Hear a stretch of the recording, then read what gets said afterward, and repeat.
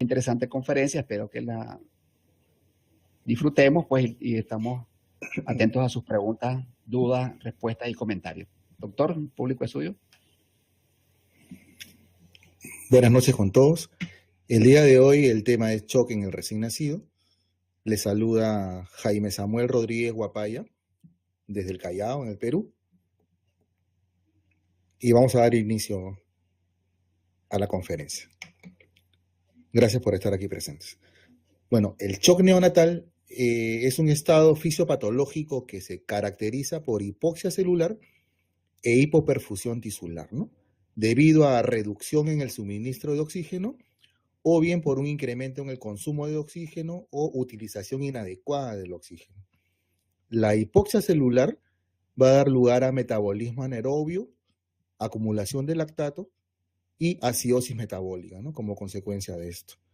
La acidosis metabólica interfiere con la función de células y órganos, y si no es tratado oportunamente, pues va a dar lugar a muerte celular, ¿no?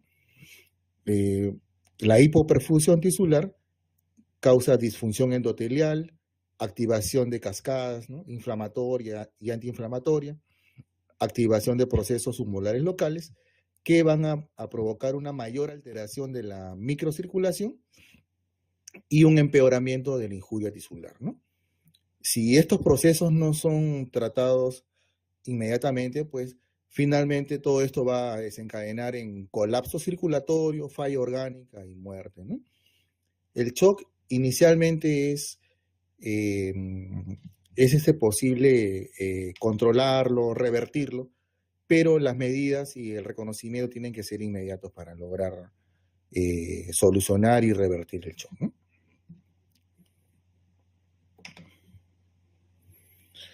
En recién nacidos hay factores que afectan la respuesta al shock, ¿no? Como la persistencia de chants fetales, por ejemplo, el ductus arterioso persistente, el foramen oval, ¿no? Asfixia perinatal, hipertensión pulmonar persistente neonatal, ¿no? Persistencia de la circulación fetal, ¿no? Otros factores que afectan la respuesta al shock son la inmadurez en la estructura y función de los cardiomiocitos, ¿no? Sobre todo en los prematuros. Esto determina que haya una poca capacidad de manejar cargas de fluido. Es decir, de que si a un prematuro que está chocado le indicamos administrar volumen, puede ser que el volumen sistólico y la contractibilidad no aumenten, sino que más bien empeore su estado hemodinámico. Hay que tener cuidado con esto. Otros factores, insuficiencia adrenal transitoria de la prematuridad. Hay pobre correlación entre la presión arterial y el flujo sanguíneo sistémico en los prematuros, ¿no? Y otros factores que también afectan la respuesta al shock son sepsis, la ventilación a presión positiva y algunas drogas, ¿no? Por ejemplo, la morfina y el sildenafil. El shock neonatal es multifactorial, ¿no? En anteriores revisiones hemos mencionado de que hay varios tipos de shock, ¿verdad? Hipovolémico, cardiogénico, obstructivo, distributivo, ¿no? En el caso del shock, por lo general, es una mezcla, ¿no? Pueden coexistir varios tipos de shock en una presentación clínica, ¿no? Como ejemplo podemos mencionar a la sepsis, ¿no? Que es un shock típicamente distributivo, ¿no? Por vasodilatación. Pero el recién nacido puede exhibir además otras características de otros tipos de shock, como el cardiogénico, ¿no? Donde hay depresión miocárdica, manifestaciones de shock hipovolémico por fuga capilar, formación de tercer espacio, y en la sepsis también es frecuente la presencia de hipertensión pulmonar o la presencia de ductus también, ¿no? Otro ejemplo de shock multifactorial en el recién nacido es la injuria intestinal severa, ¿no? Por ejemplo, una enterocolitis necrotizante en estadio 3, ¿no? Donde vamos a tener manifestaciones clínicas de shock hipovolémico por formación de tercer espacio y también manifestaciones clínicas de shock distributivo, ¿no? Por la sepsis. Hipertensión pulmonar es otro ejemplo, ¿no? Es un shock típicamente obstructivo, pero al haber disfunción biventricular va a resultar además en shock cardiogénico, ¿no? Y un dato importante es que en recién nacidos el shock hipovolémico con frecuencia no es la causa primaria de shock, ¿no? A diferencia de lo que ocurre en pediatría, ¿no? Donde hemos mencionado de que la causa más frecuente de shock es el hipovolémico, ¿no? En recién nacidos es poco frecuente. Entonces, el shock neonatal de tipo cardiogénico puede deberse a varias causas, ¿no? Como la disfunción o isquemia miocárdica, que puede estar determinado, ¿no?, por la asfixia intraparto, por infección bacteriana sistémica o por hipoxemia fetal crónica, ¿no? Una causa importante son las cardiopatías congénitas críticas, ¿no? El shock cardiogénico se va a manifestar al cerrarse el ductus, ¿no? Esto puede ocurrir días o semanas después del nacimiento. Muchas veces hay recién nacidos aparentemente sanos que se van de alta y luego regresan por emergencia en shock, ¿no? En shock cardiogénico severo, y es que tenían lesiones obstructivas del lado izquierdo, ¿no?, que al cerrarse el ductus, pues hacen, ¿no?, shock cardiogénico, al disminuir la perfusión sistémica, ¿no? Ejemplos: el síndrome de corazón izquierdo hipoplásico, la estenosis aórtica crítica, la coartación aórtica crítica y el arco aórtico interrumpido, ¿no? En este tipo de cardiopatías es importante el inicio inmediato de una infusión de prostaglandina E1, como vamos a mencionar luego. Arritmias es una causa también de shock neonatal cardiogénico. Puede darse un bloqueo cardíaco completo congénito, sobre todo si hay antecedente de madre con lupus o con síndrome de Sjögren, ¿no? Y también taquicardia supraventricular, ¿no?, como causa de arritmia, ¿no? Las miocarditis pueden causar shock cardiogénico, usualmente de etiología viral, y más raramente, pues, las cardiomiopatías congénitas, ¿no?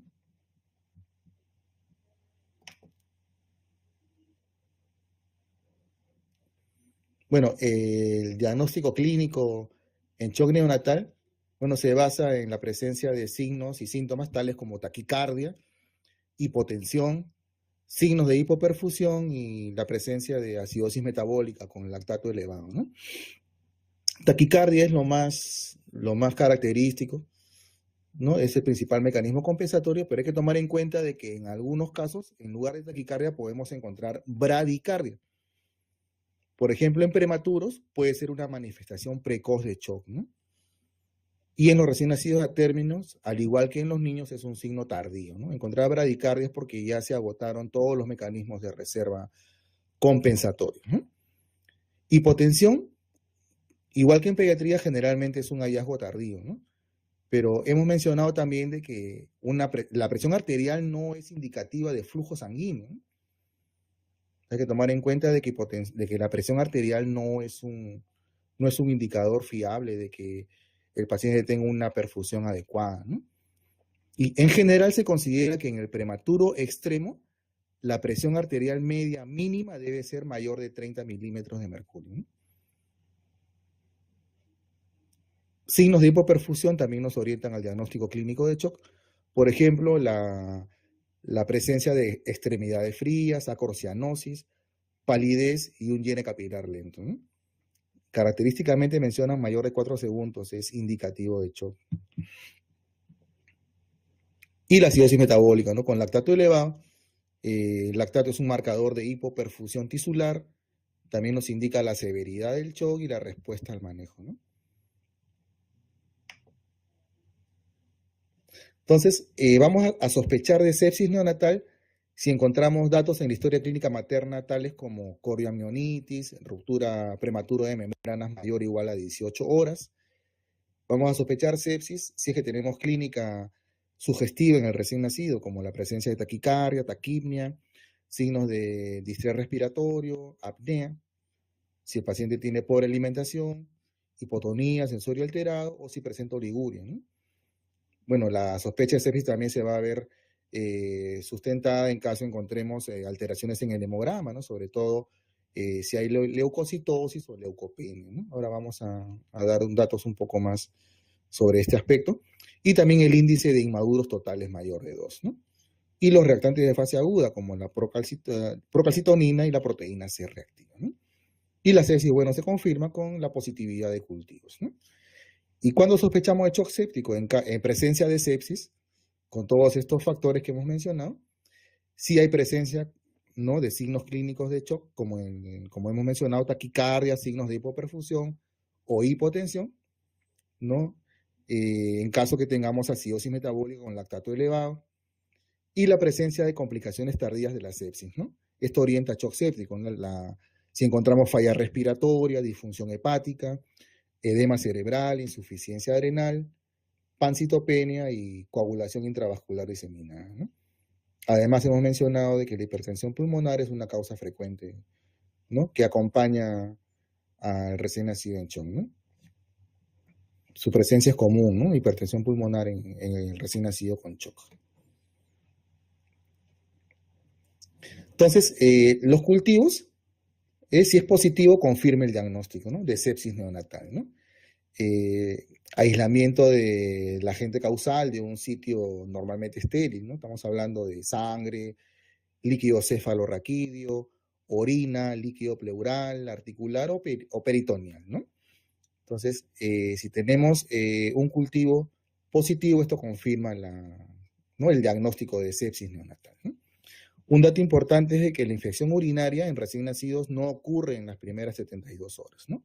Infección urinaria no es una causa de sepsis de inicio precoz, por lo tanto no se debe incluir una muestra de orina si se sospecha de sepsis, ¿no?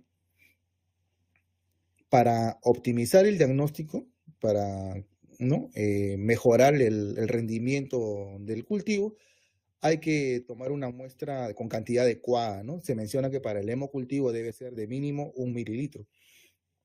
Y se debe hacer venopunción de 2 lugares separados, ¿no? Si estamos hablando de patógenos verdaderos, el cultivo debería ser positivo en ambas muestras, ¿no? Si el recién nacido tiene un catéter venoso central, hay que tomar una muestra para cultivo de sangre periférica y otra muestra tomada del catéter venoso central, ¿no?, para poder diferenciar bacteriemia periférica de una infección relacionada al catéter, ¿no? Otro dato importante es que algunos microorganismos pueden ser solo detectados en el líquido cefalorraquídeo y no en la sangre. Por lo tanto, en recién nacidos sintomáticos se debe incluir una punción lumbar, ¿no? Entonces, como la positividad de los cultivos es en un 30 a 40% de los casos, pues también debemos de sospechar, de plantear el diagnóstico usando pruebas no relacionadas o independientes del cultivo, ¿no? Dentro de estos, pues tenemos el recuento de leucocitos, un hemograma, ¿no? Una leucocitosis mayor de 20.000 o una leucopenia menor de 5.000 son sugestivos, ¿no? La relación inmaduros neutrófilos totales mayor de 0.2 también es sugestiva de infección bacteriana. Pero hay que tomar en cuenta que estos valores del hemograma son dinámicos en las primeras 12 horas de vida, por lo tanto, se debe hacer un control de preferencia seriado, varios hemogramas, después de las 24 horas, ¿no? Y de esa manera tiene mayor utilidad, ¿no? El principal beneficio del hemograma en el diagnóstico de sepsis neonatal es su valor predictivo negativo. Es decir, que si tenemos varios hemogramas seriados normales, típicamente 3 mencionan, 3 hemogramas normales, hace que sea improbable que el cultivo salga positivo. Hay buena correlación en esto, ¿no? Tiene un buen valor predictivo negativo, pero poca especificidad, ¿no? Es de utilidad el hemograma, pero no es lo suficientemente sensible o específico para dar un diagnóstico confirmatorio, ¿no? Solo de sospecha. Y además tenemos los reactantes de fase aguda, ¿no?, como la proteína C reactiva y la procalcitonía, ¿no? Igual que en el hemograma, las mediciones seriadas mejoran la detección, ¿no? Y lo ideal sería medir la proteína C reactiva junto con otros biomarcadores, como la procalcitonina y la interleuquina 6, ¿no? Tienen un alto valor predictivo negativo para justificar la suspensión de antibióticos, ¿no? Si es que la situación clínica lo ameritaba y haciendo la evaluación de factores de riesgo, no decidimos iniciar empíricamente los antibióticos, estos reactantes de fase aguda pues nos van a guiar en caso se pueda suspender el antibiótico, ¿no? Y otros biomarcadores que se están investigando son el factor de necrosis tumoral alfa, la aptoglobina, el fibrinógeno, marcadores proteómicos en el líquido amniótico y marcadores de superficie como el CD14, Percepcina, y el CD64 en neutrófilos, ¿no? Que todavía todo eso está en investigación. Estudios adicionales que podemos solicitar de acuerdo al caso en recién nacidos, ¿no? Con shock. Radiografías, ¿no? De tórax en caso tengamos sospecha de neumonía o en caso de un neumotórax como causa de shock, para evidenciar cardiomegalia o congestión venosa pulmonar, ¿no? Que nos esté indicando, por ejemplo, de una insuficiencia cardíaca o un shock cardiogénico, ¿no? Radiografías de abdomen en caso sospechemos de una enterocolitis necrotizante o de un bólvulo, ¿no? El ultrasonido también es de utilidad en recién nacidos, sobre todo el ultrasonido cerebral en caso estemos sospechando de abscesos o ventriculitis en un recién nacido con meningitis o sangrado cerebral, ¿no? Ultrasonido renal en caso que tengamos una sepsis, punto de partida urinario, una sepsis tardía, ¿no? Y la ultrasonido de abdomen también nos es de utilidad, ¿no? Y en recién nacidos también se está utilizando mucho lo que es la ecocardiografía funcional, ¿no? O enfocada, que nos va a dar ayuda en diferenciar el tipo de shock predominante en el recién nacido, nos va a guiar el manejo y monitorizar la respuesta a fluidos y vasoactivos, ¿no? En la ecocardiografía también nos va a ayudar para evaluar el flujo en vena cava superior, ¿no? Que en todas las guías que he revisado mencionan de que hay que tratar de mantenerlo en por lo menos 40 mililitros por kilo por minuto, ¿no? Ya que esto indica un adecuado flujo sanguíneo cerebral, ¿no? Si tenemos menos de este valor de flujo en vena cava superior, se asocia a hemorragia intraventricular y déficit en el neurodesarrollo, ¿no? La ecocardiografía enfocada también nos va a ayudar a evaluar la contractilidad y la presencia de chant a través del ductus, ¿no? Y bueno, si tenemos al especialista que nos apoye en ecocardiografía avanzada, pues hay que evaluar el gasto cardíaco, evaluar la función sistólica y diastólica y la presencia de cardiopatía estructural, ¿no? Sobre todo si son cardiopatías complejas o cardiopatías también ductus dependientes, ¿no? Un dato importante que encontré fue el monitoreo predictivo, ¿no? Ya que en el monitoreo convencional, en la UCI neonatal, las alteraciones en los signos vitales por lo general son detectables una vez que el recién nacido presenta compromiso hemodinámico significativo y se encuentra ya en sepsis establecida o en shock, ¿no? Entonces, una alternativa para poder identificar recién nacidos de alto riesgo y detectar la enfermedad en estadios iniciales es justamente lo que mencionamos acá, el monitoreo predictivo, ¿no? Entonces, ¿cómo se hace esto? Bueno, se identifican recién nacidos de alto riesgo a través de puntajes o scores de riesgo, y un monitor especial analiza latido a latido el trazo del electrocardiograma para detectar a través de un algoritmo matemático si existen alteraciones en la variabilidad de la frecuencia cardíaca y desaceleraciones transitorias, ¿no? Esto el monitor lo va analizando, lo va midiendo latido a latido, ¿no? Y entonces estas alteraciones sutiles, ¿no? Y indetectables con el monitoreo convencional, este tipo de monitoreo ya lo se pueden reconocer, ¿no? ¿No? Antes que aparezcan otros síntomas clínicos, ¿no? Antes que aparezca apnea, antes que aparezca hipotermia, antes que aparezca hipotensión o taquicardia, ¿no? Entonces, inclusive el índice que mencionamos aquí, el índice HRC, o características de la frecuencia cardíaca, o HERO también lo menciona, HE, Heart, corazón, ¿no? Rate Observation, ¿no? Observación de la frecuencia cardíaca, ¿no? Este score traduce los cambios en la frecuencia cardíaca que se presentan en estadios muy iniciales, ¿no? Y permite identificar recién nacidos con alto riesgo de desarrollar sepsis en las siguientes 24 horas. O sea, nos estamos adelantando, digamos, al deterioro evidente, ¿no? Entonces, este índice, estos monitores van a alertar al equipo médico para que evalúe al recién nacido inmediatamente y de acuerdo a esto pueda decidir si es necesario el inicio de antibióticos, el monitoreo hemodinámico avanzado, por ejemplo, con NIRS, ¿no? ¿Se acuerdan que mencionábamos la espectroscopía cercana al infrarrojo o ecocardiografía enfocada o avanzada para poder iniciar fluidoterapia, vasoactivos y de esta manera evitar la progresión clínica al shock, ¿no? Entonces, es muy interesante esto del monitoreo predictivo. Ya hay bastantes estudios publicados al respecto. Y me ha interesado tanto que junto con otro compañero, con el doctor Willer Vargas, justamente nuestro tema de monografía para el diplomado justamente va a ser ¿no? El monitoreo predictivo, ¿no? En recién nacidos para prevenir el shock, ¿no? Ahí también tienen la referencia para si en caso desean ampliar un poco más sobre este tema, ¿no? Sumamente interesante realmente. Entonces, aquí tenemos el algoritmo de manejo del shock, ¿no? Justamente mencionaba el doctor Rivera, publicado recientemente por el American College of Critical Care.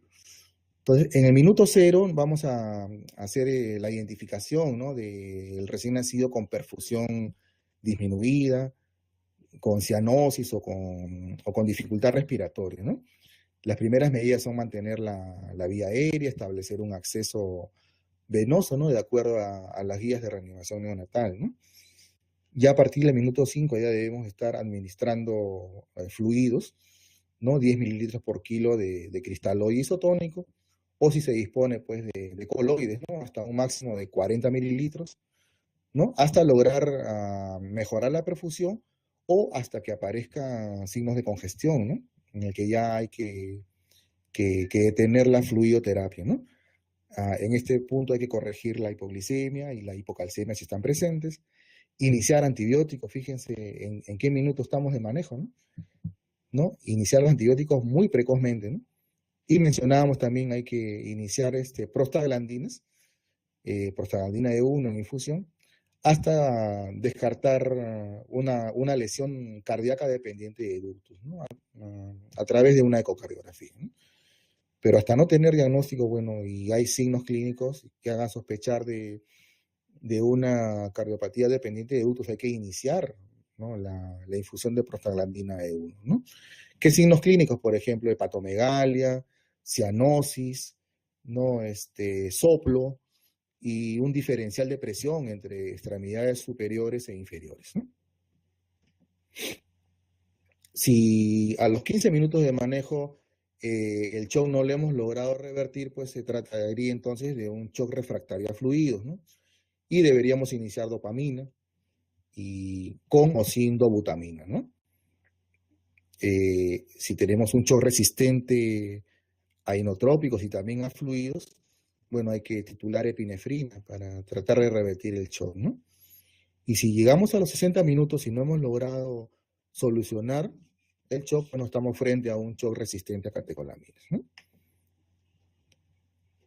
En la siguiente parte del algoritmo, bueno, nos sugieren que debemos obtener una presión de perfusión normal, o sea, una presión arterial media menos la presión venosa central normal, una saturación venosa central de oxígeno mayor de 70, mencionábamos un flujo en vena cava superior mayor de 40 mililitros por kilo por minuto, o un índice cardíaco mayor de 3.3, ¿no? Litros por minuto por metro cuadrado. Vamos a mencionar luego el manejo de vasoactivos según el patrón hemodinámico, ¿no? Y también vamos a mencionar luego algo sobre el shock refractario, ¿no?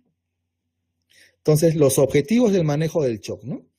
En la primera hora de resucitación, bueno, lo más importante en atención inmediata es restituir y mantener, ¿no?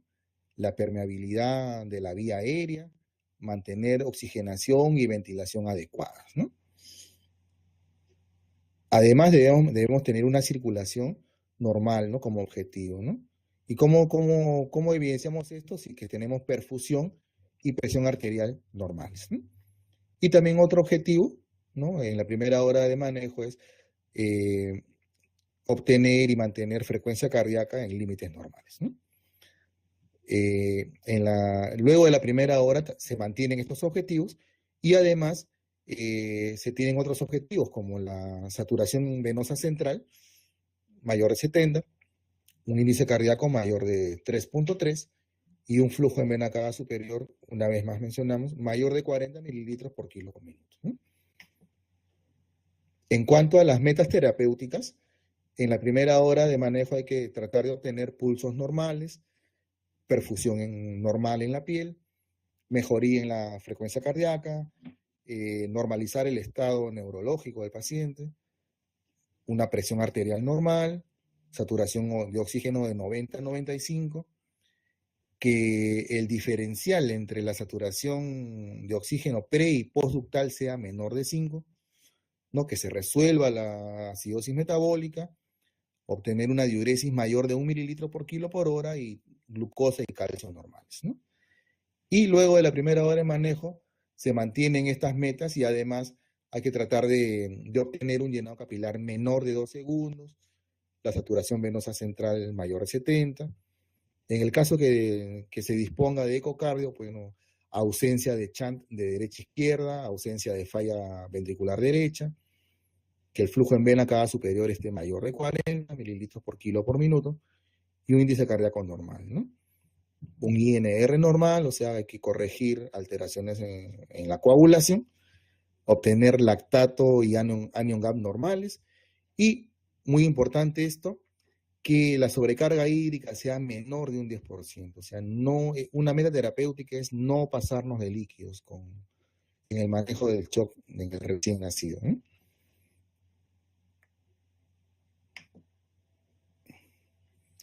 Bueno, en cuanto a lo que es vía aérea y respiración, hay que mantener y monitorizar rigurosamente la permeabilidad de la vía aérea y una adecuada oxigenación. El soporte respiratorio inicial se puede dar con oxígeno suplementario o si se dispone podemos dar una cánula nasal de alto flujo, ¿no? La decisión de intubar es clínica, ¿no?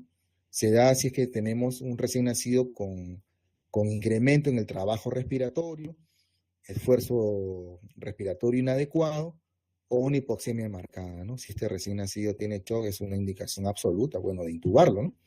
Pero hay que tener en cuenta que los fármacos que usamos para sedación, analgesia e inclusive la misma ventilación a presión positiva pueden reducir la precarga, ¿no? Así que siempre que sea posible hay que dar fluidos y vasoactivos previo a la intubación. Hay que tener a mano atropina para evitar bradicardia y hay que dar un uso juicioso de analgesia, ¿no? Con fentanilo, ¿no?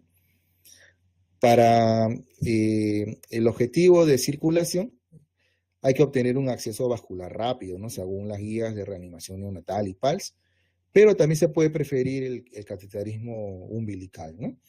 Arterial y venoso, ¿no? Fácilmente accesible durante la atención inmediata, ¿no? En cuanto a lo que es fluidoterapia, en la primera hora de reanimación, el objetivo de la fluidoterapia es mejorar la precarga, ¿no? ¿Para qué? Para aumentar el volumen sistólico y de esta manera aumentar el gasto cardíaco. Mencionábamos de que se recomiendan bolos de 10 mililitros por kilo, hasta un máximo de 40 a 60 mililitros por kilo, vigilando la presencia, la aparición de signos de congestión antes y después de cada bolo, ¿no?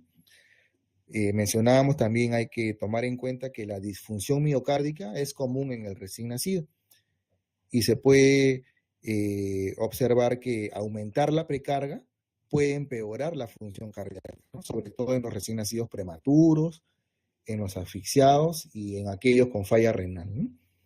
El salino isotónico es el fluido inicial recomendado y además se debe dar una solución de mantenimiento con dextrosa al 10% más electrolitos para brindar una velocidad de infusión de glucosa adecuado y evitar de esta manera que el recién nacido desarrolle hipoglicemia, ¿no?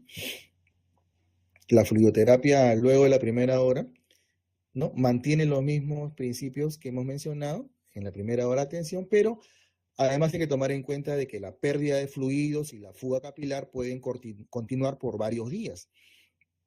Y hay que continuar nosotros con la reposición de fluidos hasta alcanzar las metas clínicas, ¿no? Los cristaloides siguen siendo el fluido de elección, pero si el recién nacido tiene una hemoglobina menor de 12, hay que transfundir glóbulos rojos. Y también se pueden indicar diuréticos para evitar o tratar, si ya está presente, una sobrecarga hídrica, ¿no? Mayor del 10%. Si es que no se consigue un balance hídrico neutro, ¿no? Se pueden indicar diuréticos en estos casos, ¿no?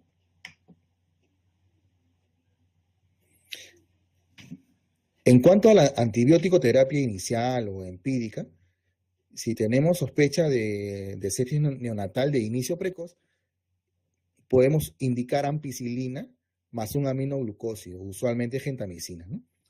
Las cefalosporinas de tercera o de cuarta generación se reservan para meningitis, ¿no?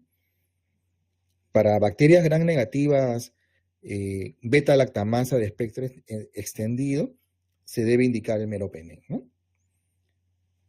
Un dato interesante también es de que hay un uso en aumento en los recién nacidos ingresados a UCI neonatal, ¿no? Un uso en aumento de antibióticos como la piperacilina tazobactam y la ampicilina sulbactam. Tomar en cuenta de que el tazobactam tiene poca penetración al sistema nervioso central y no se debe indicar en sospecha de meningitis. Y más bien en el caso de sulbactam, este sí alcanza altas concentraciones en el líquido cefalorraquídeo. En el caso de sospecha de infección intrahospitalaria, el germen más frecuentemente identificado es el estafilococo coagulasa negativo, y en este caso hay que indicar vancomicina, ¿no? Gérmenes menos frecuentes, intrahospitalarios, pues el estafilococo aureus y bacterias gram negativas. En el caso de infecciones fúngicas, si sospechamos, ¿no? En un recién nacido con factores de riesgo, por ejemplo, uso de lípidos, ¿no? Catéteres venosos centrales de uso prolongado, ¿no? Antibióticos de amplio espectro, sobre todo cefalosporinas de tercera generación, prematuridad, ¿no? Hay que considerar el uso de anfotericin, ¿no? En recién nacidos de alto riesgo.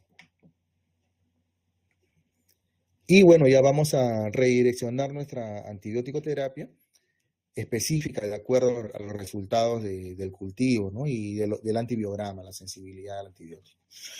Entonces, en caso que se trate de un estreptococo de grupo B, se va a indicar penicilina o ampicilina, ¿no?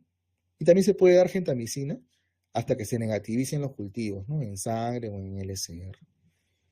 Si nuestro cultivo sale positivo a Listeria monocitogenes, el tratamiento indicado es la ampicilina, ¿no? Sola o asociado con un aminoglucósido para sinergismo. En enterococo, bueno, por lo general se indica penicilina y se puede asociar un aminoglucósido si se documenta sinergia. Y se debe descontinuar el aminoglucósido si hay mejoría clínica o se negativizan los cultivos. Y en enterococo resistente a ampicilina hay que indicar vancomicina, ¿no? Mencionábamos de que en caso de que se trate de un estafilococo coagulasa negativo, el tratamiento, bueno, es la vancomicina. Si tenemos bacteriemia persistente por un estafilococo coagulasa negativo sin foco, hay que adicionar rifampicina. Y hay que reservar el linezolid y la daptomicina en caso de resistencia o en caso de falla con drogas de primera línea.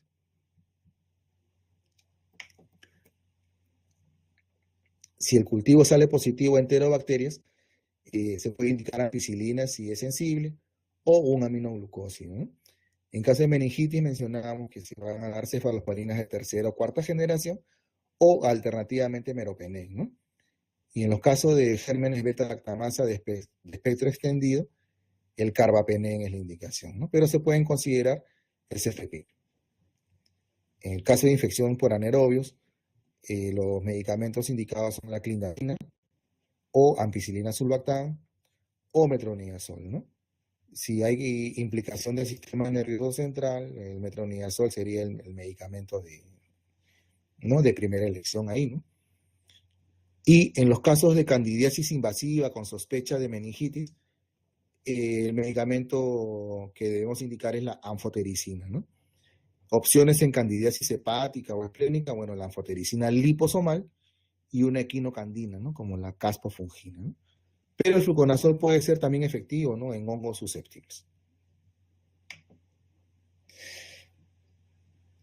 Algo más de antibiótico terapia, ¿no?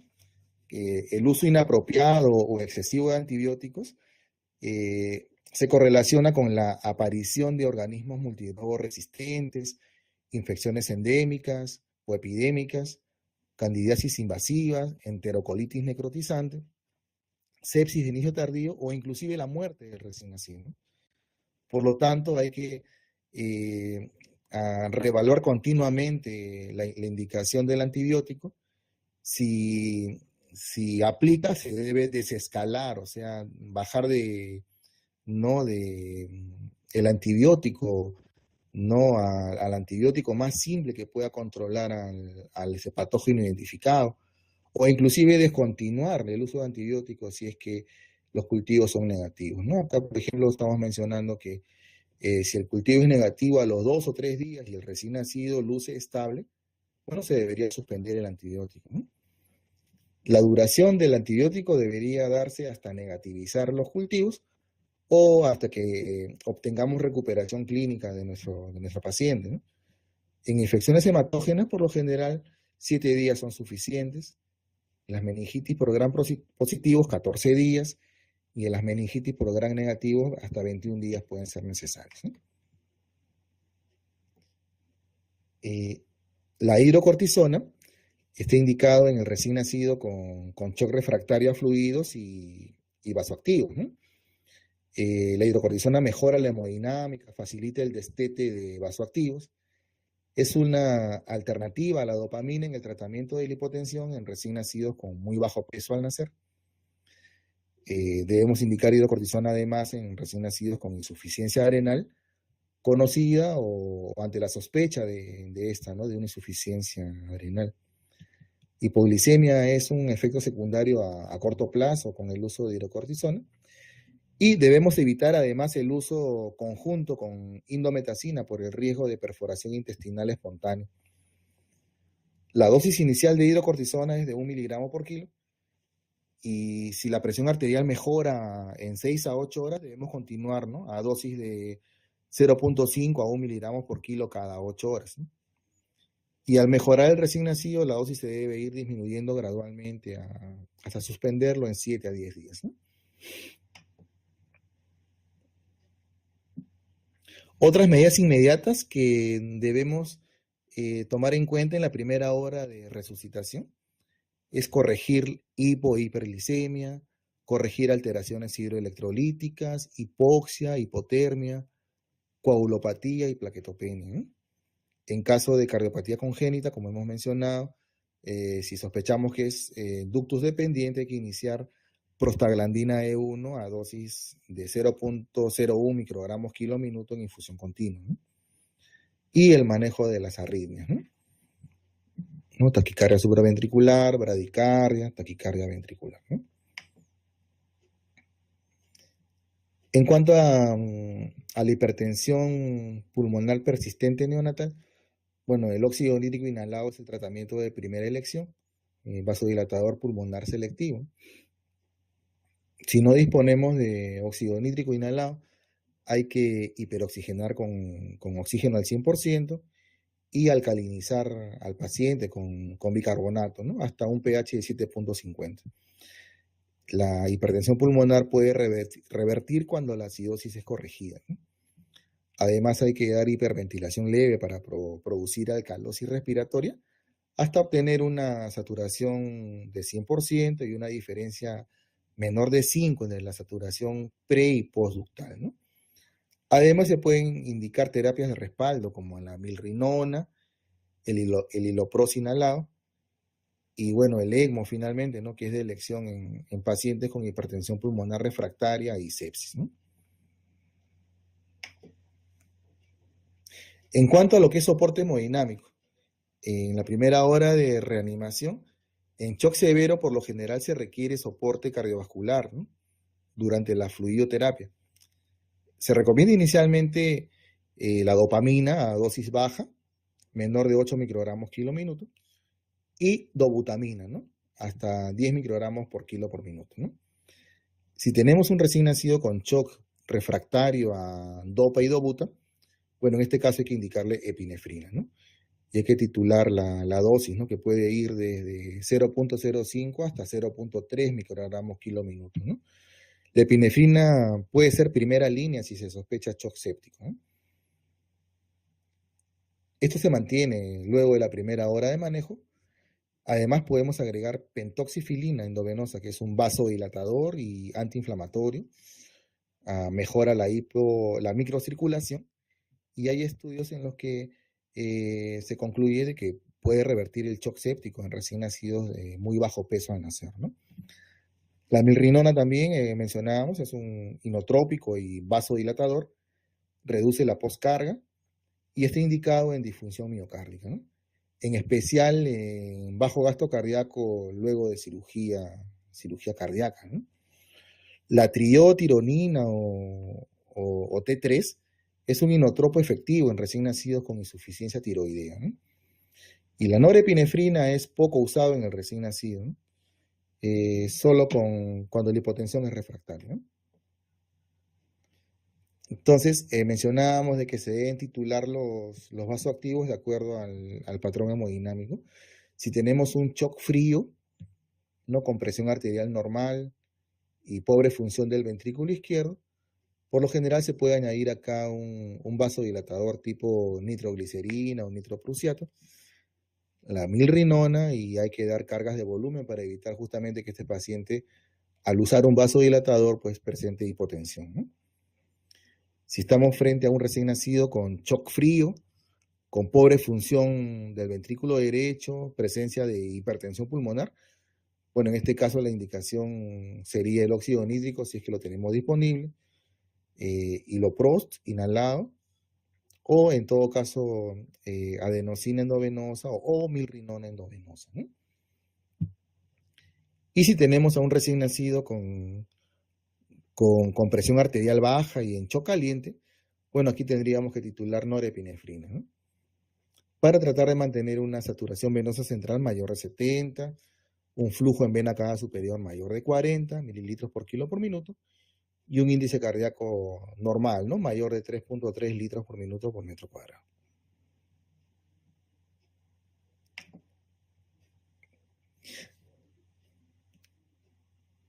Y si el choque es refractario a todas estas medidas que hemos venido mencionando, hay que también sospechar si la presencia de morbilidad no identificada que requiere tratamiento específico, ¿no? Por ejemplo, si tenemos una cardiopatía cianótica u obstructiva, bueno, mencionábamos, hay que iniciar infusión de prostaglandina 1, ¿no? Si tenemos un ductus críticamente grande, hay que, bueno, proceder al cierre del ductus, ¿no? Errores innatos de metabolismo, bueno, hay que evaluar respuesta a infusión de glucosa, insulina o scavengers de amonio. En caso de fusión pericárdica, una pericardiocentesis o una ventana pericárdica. Si el choque es ocasionado por un neumotora, bueno, hay que hacer una toracocentesis o un drenaje torácico, ¿no? Si el recién nacido presenta pérdida sanguínea continua, hay que transfundir y hacer hemostasia. Si es un recién nacido con hipoadrenalismo, bueno, mencionábamos que hay que dejarle indicado hidrocortisona endovenosa. Y en recién nacidos con hipotiroidismo, bueno, la triotironina es la indicación, ¿verdad? Y si se excluyeron estas causas, hay que considerar ECMO finalmente, ¿no?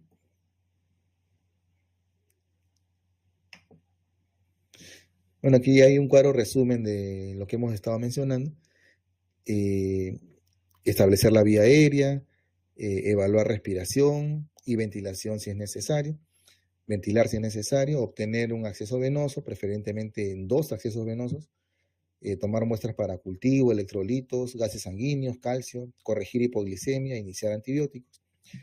Si hay clínica sugestiva de hipovolemia, hay que dar salino normal, bolos de 10 mililitros por kilo, hasta 30 a 60 mililitros por kilo, o también se pueden dar paquetes de glóbulos rojos o sangre total si hay historia sugestiva de hemorragia, ¿no?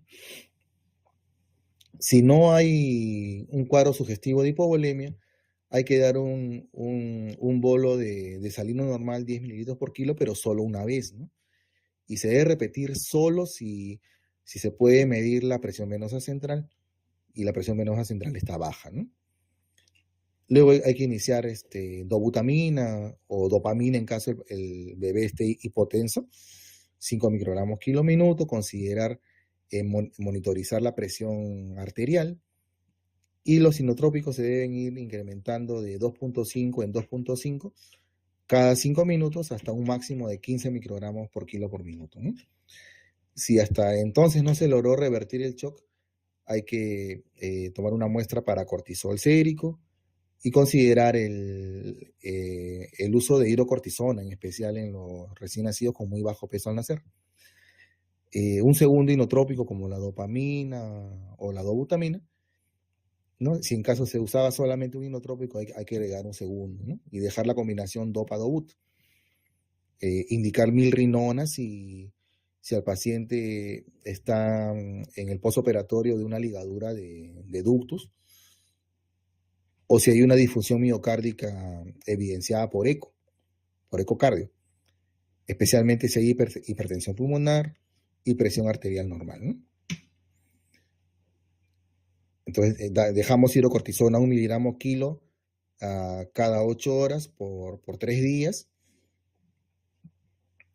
Y podemos iniciar epinefrina, ¿no? Si la combinación previa de vasoactivos no logró revertir el shock, se inicia a dosis de 0.1 microgramos kilo minuto de epinefrina y se debe incrementar hasta un máximo de 1, ¿no? 1 microgramo kilo minuto. Se puede considerar vasopresina en caso de shock refractario, ¿no? Entonces llegamos a la última diapositiva, las conclusiones en cuanto a lo que hemos mencionado de shock neonatal, ¿no? La detección precoz y el inicio inmediato del manejo son importantísimos, ¿no? Para mejorar el desenlace, para evitar la muerte y para evitar también que el paciente quede con secuelas, ¿no? Sobre todo de tipo neurológico.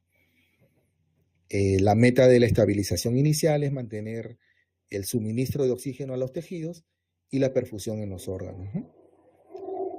Y los elementos clave de la resucitación inicial son la estabilización en la vía aérea y el estado respiratorio, y conseguir un acceso vascular oportunamente, iniciar la fluidoterapia y los vasoactivos, administración inmediata, inicial de antibióticos, que luego se van a redireccionar de acuerdo a la evolución y los cultivos, y la última son las intervenciones específicas, ¿no? Según la causa subyacente, ¿no? Para tratar de revertir el shock refractario, como hemos mencionado. Y eso sería todo. Les agradezco mucho su presencia, vuestra atención. Y si hubiera algún comentario, alguna pregunta, algún aporte, pues les agradecería mucho, ¿no?